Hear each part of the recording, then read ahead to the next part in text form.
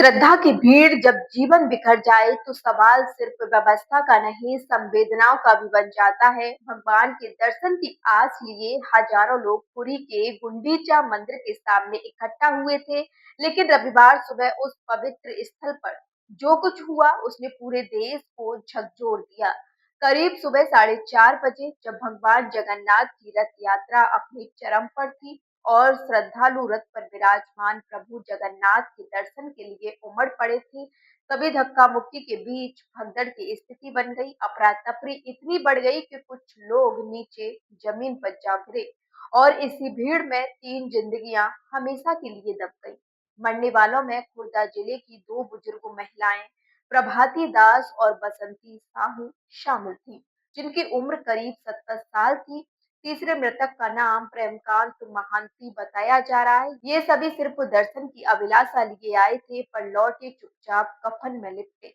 हादसे में 50 से अधिक श्रद्धालु घायल हुए हैं, जिनमें कई की हालत गंभीर बनी हुई है। घायलों को तुरंत 108 एम्बुलेंस सेवा के जरिए पुरी जिला अस्पताल पहुंचाया गया, जहां डॉक्टरों की टीम लगातार इलाज में जुटी हुई है। ये हादसा धरतावली के पास उस समय हुआ जब दर्शन के लिए श्रद्धालुओं की संख्या बेकाबू हो गई और प्रशासन की तैयारियां कमजोर पड़ गईं।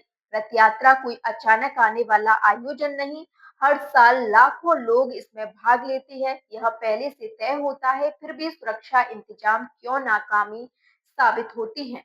पुरी की रथ यात्रा भगवान जगन्नाथ, बलभद्र और सुभद्रा के साथ आस्था और परंपरा का पर्व है। श्रद्धालु दूर दूर से आते हैं ताकि प्रभु के रथ को खींच सके, उनके दर्शन कर सके, अपने पाप धो सके।